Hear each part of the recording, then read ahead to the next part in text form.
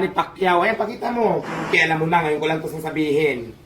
Ito ang motor niya, hindi pa kayo magkakilala. Tanungin mo ako, kung sisinungaling ako, di ba legit at ang sinabi ko? Legit. Kung gusto mo, ilabas ko din mga ORCR niyan lahat. Kahit na may mga lumot na, itong masakyan na pinakita ko nung una. Yung story kasi nito, ako lang din nakaano. In one, may gulong siya dito dapat.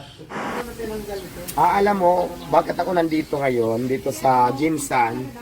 Kasi bibili talaga ako ng sasakyan kasi pangarap ko talaga magkaroon ng kotse na magandang sasakyan. May nakita ko dito, nakapost sa Facebook na may binibid ng sasakyan kaya baka mabayaran ko na. Pakita natin.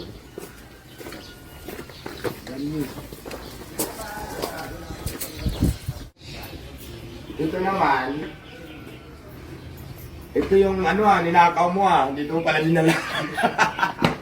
Nahanap ng may-ari hindi joke lang. Alam mo nakakalupa, ayan nasa Jinsan tayo Ito yung unang motor ni Manny Pacquiao. Ayan, pakita mo. Pakita mo Manny Pacquiao, may pirma pa siya dyan. Oh, naniwala na kayo. Bago pa siya makilala dati sa pagbuboxing ni Manny Pacquiao, Jinky, alam mo na, ngayon ko lang ito sasabihin. Ito ang motor niya, hindi pa kayo magkakilala. Bago sumabak sa larangan ng boxing industry, bago siya makilala sa buong mundo, bago namin siya inandolize. Ito ang motor niya muna nung una.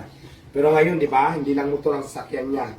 Ayan, ito legit talaga na totoong lahat ng sasabi ko. Kasi bawat naman sinasabi ko may prueba. Ulit, pakita mo ulit. Di ba sa Manny Pacquiao yan? Oh, hindi mo niya pirma yan.